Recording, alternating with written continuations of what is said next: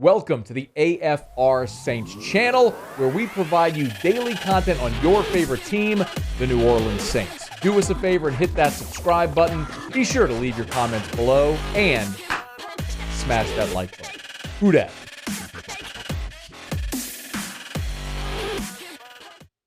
All right, Hill, Siemian, they've got COVID. Ian Book, he's going to start, yes, I would assume? Well, he will start. It's four days till game day, and it's going around the quarterback room. So, knock on wood, he'll start. That's the best case scenario, I'd say. Okay. Well, what are the other options if it's not Ian Book? Well, I mean, I would think we just saw the blueprint. You know, if Ian Book gets injured or gets COVID, I mean, he's the guy for sure. I mean, they're not going to consider anything else. Even if Drew Brees wanted to come back, he's in Hawaii right now. It takes a long time to get back. So, I think it's Ian Book. Unless he is injured or has COVID, the next most likely scenario, I think, would be what we just saw the Washington football team do, which is they went and found a guy who was on another team's practice squad. And I actually would not be surprised to see the Saints do that, to have a backup in place, too, because that makes so much sense because it's a guy who's been playing, been practicing, in shape, been in the testing protocol, all that.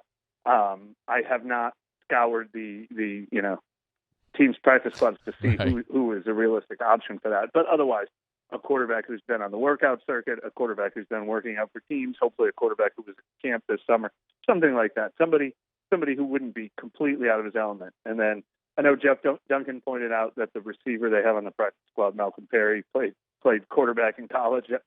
Reeks of Kendall Hinton with the Broncos last year. That did not go well. And then obviously Alvin Kamara, not only, the Broncos last year, they were just direct snapping to their running backs. It wasn't completely traditional wildcat, but, just get the ball in the hands of their running backs. And we know they've experimented with that possibility with Alvin Kamara because he had talked in the past about wearing the having a helmet available in case he had to go into a game that has a communication device from the offense. So there is an emergency possibility that exists where Alvin Kamara would be the guy. Okay. This is just it's unbelievable. What would be a realistic expectation for Ian Book, especially by comparison where we saw Garrett Gilbert plucked away from a practice squad and then just starting for Washington, not knowing any of their scheme, personnel, anything. Right. Oh, yeah. I mean, it's better than that.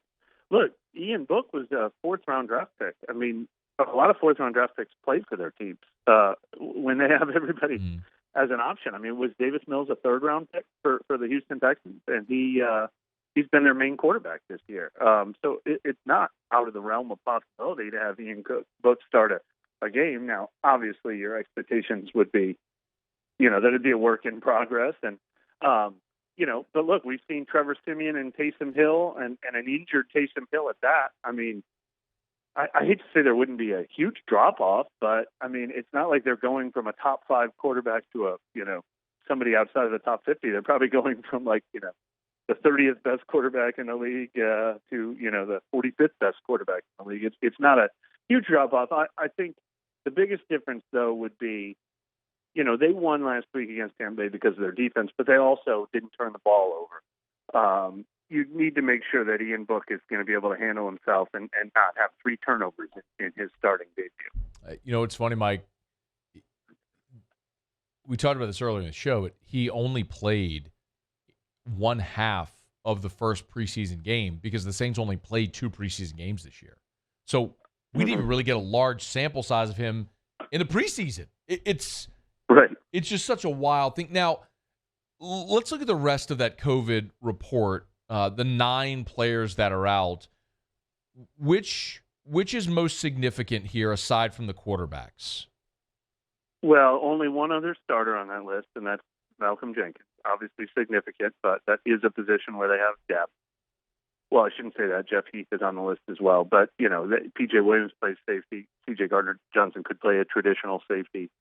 So, Malcolm Jenkins is somewhat replaceable in that regard, although he played really well the other night. I don't want to shortchange him. But the other one would be Jordan Mills at offensive tackle because Teron Armstead and Ryan Ramczyk are still both on the injured list. And that's significant period. I mean, I don't care if it's Siemian or Hill or Book starting. We've seen Siemian and Hill look their absolute worst when they did not have both Teron Armstead and Ryan Ramczyk in the lineup. You'd really like to get one of those guys back in the lineup. As you mentioned, neither practiced today on the first injury report. Can you give us any type of an update as far as their status? And just, I guess, whatever you know, Mike, to whatever extent you know their status. Well, I mean, the one thing we do know is that neither guy was ever placed on injured reserve, and that would only sideline a guy for 3 weeks. So if they knew for a fact that somebody was going to be out a month, they would have put him on injured reserve. Now, with Teron Armstead, we have actually seen him come back in practice. We've seen him come back and play. We've continued to see him before COVID protocols kicked the media out this week. We've seen him in his uniform before stretch and then go off and leave and work with the trainers. So we know Teron Armstead is at least close and dealing with something, but obviously it's kept him off the field. Even after he came back and played 3 weeks ago, he's missed 2 weeks ago he missed the last game. Ramczyk, I don't fully know. I haven't gotten great information on that, but I know they originally were hopeful that he would be back in a matter of 3 weeks or 4 weeks, and now we're up to like 6 weeks. So I'm not sure if he suffered a setback. I'm not sure if it lingered longer than possible, but I do imagine that if it was a situation like Michael Thomas, where it was like a known setback that was going to require surgery and keep him out for a month, they would have put him on IR. So that makes me think there is optimism he will play this season. And each week I keep wondering if we're going to see him back on the practice field, but obviously it's been a long time now. He's on Twitter at MikeTriplett@ESPN.com. Of course, you need to read his stuff, follow him on Twitter. So it's so weird, Mike. I mean, every conversation you and I have had every week this year has always started like this. All right, well, who's hurt? Who's available? Like, who's at COVID? Yeah, who's missing? Right. Exactly. I mean, exactly. So then 6-7 minutes into our conversation, then we actually start talking about the game that's going to be played this weekend. Given who they're missing, we've seen the point spread move significantly from Saints 3.5 to now Dolphins 1.5 as of right now on Thursday. How do the Saints match up in this game with Miami, considering their personnel losses? Well, what's funny is I changed my prediction as well. I turned in a prediction of Saints. Oh, what was it? Like 20? I think it was like 23-22. Like I picked them to win by 1, and then we found out about the quarterbacks, and I changed it to like the Dolphins winning by 2, like 23-20 or something. I don't remember exactly what it was, but it was enough for me to change my prediction. But in the grand scheme of things, I still think we're talking low 20s, and we're talking a one-score game, depending on how things go. Because, like we said, when they had Taysom Hill and Trevor Siemian last week, they scored 9 points. So the offense, it's not like I thought they were going to score 40, and now I don't. This is a team that's going to have to win because of its defense and its run game. And it's a team that's going to be much better off if one of the offensive tackles can play, which we still don't know. And so that does not wildly change with Taysom Hill or Ian Book at quarterback. But like I said, with Ian Book, he could potentially be rattled. He could potentially, have some, panic decisions that he has to make in his first start. It could turn into a sack fumble or an interception. And I think that risk goes up. But other than that, we're talking about a team that's going to have to win because of its defense and special teams, and a team that can do that. They just did it to Tom Brady and Tampa Bay in Tampa. That was the hottest offense in the league at home, and maybe the best quarterback in the league this year. So they can certainly stifle a Miami team that has not played great offense this year, and a quarterback who's been more solid than spectacular in Tua. Is Sean Payton going to be back? He should. I'm still not completely clear on the new COVID protocols for players that they installed last week. I think they just need one negative test to come back now if they're on the list. And I don't know how that applies to coaches. But regardless, 10 days would time you out under the old system. And I think they might have even shortened the 10 days to a smaller amount now. So just the calendar alone, I think, brings him back in time for the game. But obviously he has not been there for their first 2 full practice days of the week.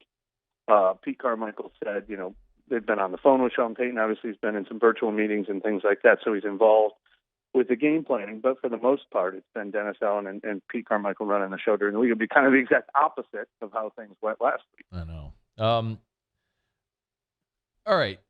Two more things. Number one, Cam Jordan was awesome NFC Defensive Player of the Week. Do you feel, I discussed this earlier in the week, I'd just like your opinion. Do you have a feeling if that was a one-off, or if maybe that week off has sparked this resurgence in him?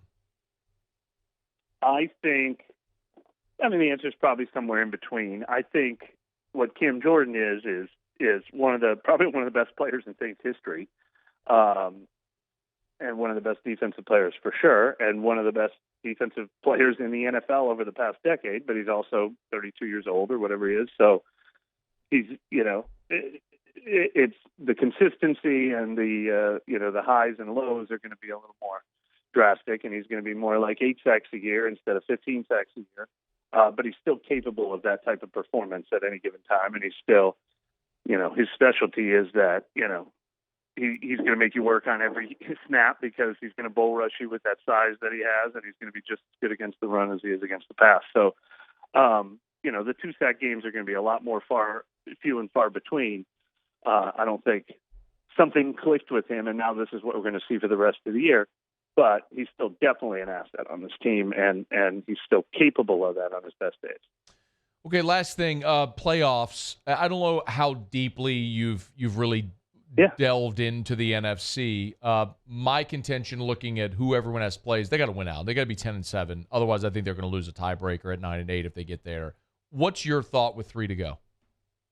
Well, I sort of agree with you. Winning out would help. But I think if they were to lose, this would be the game to lose because it's against an AFC team. Good point. And the tiebreakers would come down to, conference record.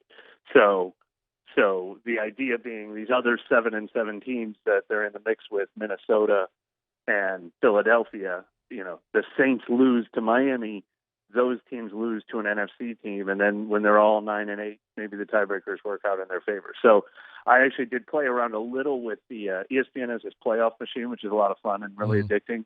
And you can choose criteria. You can pick, I want the team with the better record to win every game, or I want the home team to win every game. Or you can manually go in and say, I think this team's going to win this game. I think this team's going to win this game. And I think if you just pick everybody, wins the game if they have the better record or something like that, I think they did get in at 9-8 when I played around with it. But if I had them losing to Miami, but so much, you don't want to leave it up to that. Any one of those teams we're talking about, I think Philadelphia has a pretty easy schedule. I think the Niners look like they've got a good chance to be one of the wild card teams. Minnesota could get hot. 10-7 is a lot easier path than 9-8 and hoping for tiebreakers. It is an amazing plug for the ESPN NFL Playoff Predictor. Go mess around with the ESPN. Hey, thanks so much for watching. Please leave your comments. I love to interact. And be sure to hit the red subscribe button below.